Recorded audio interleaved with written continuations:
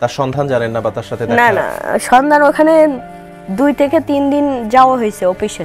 তার পরবর্তীতে তারা 3 দিন যাওয়ার পরে আমাদের ওখান থেকে বলছে যে আমরা অফিসে যেন নেক্সট টাইম আর যোগাযোগ না করি বা আপনাদের সাথে দেখা করতে দিয়েছে না, দেখা করতে দেয় না। অনেক অনুরোধ করার পরও আমার 2 ভাইয়ের সাথে আমাদের দেখা। তো 6 লক্ষ টাকা দেবার পরেও আপনাদের সাথে দেখা করতে দেয়নি? দেখা করতে দেয় নাই বা ছাড়েও নাই। টাকাটা তো নিয়েছে ছাড়ার জন্য, টাকাটাও করে নাই বা আমার ভাইকেও দেখতে দেয় নাই।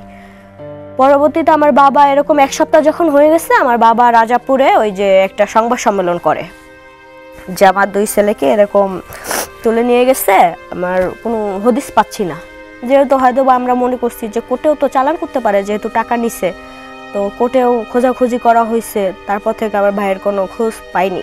তারপরে আমার বাবা যখন সংবাদ সম্মেলনে আসে, ঠিক ওই দিন তো ওইটা দেখানো হয়েছে মিডিয়াতে।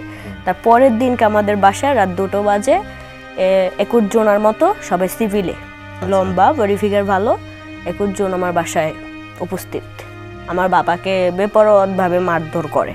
আপনাদের বাসায় ঢুকে মারধর করছে? আমার বাবাকে মারধর করছে।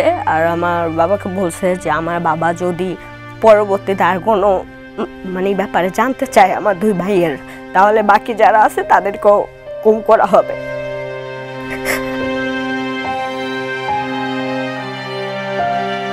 আমি বুঝতে পারছি আসলে আপনার আবেগের জায়গাটা, এবং সেই 2010 সাল থেকে আজ অবধি পর্যন্ত আপনাদের 2 ভাইয়ের সন্ধান আপনারা এখনো জানেন না?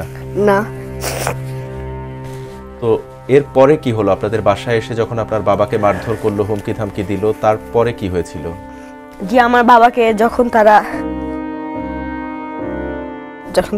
করতেছে, যে মারধর করতেছে, যে আমার বাবা যদি পরবর্তীতে আর কোনো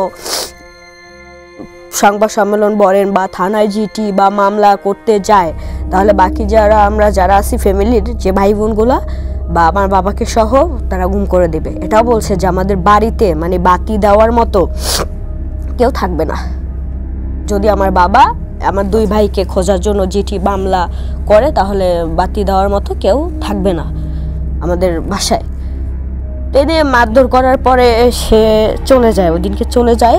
আর এরকম এই যে 5ই আগস্ট যখন ছাত্র আন্দোলনের মাধ্যমে যে আমরা নতুন এটা পেলাম, স্বাধীনতাটা পেলাম, তো এটার বলতে গেলে সে 2 মাস 3 মাস এটা নিয়ে তো আমরা থেমে যাইনি। সে হুমকি দিয়ে আসছে, আমরা তো এটা নিয়ে থেমে যাইনি।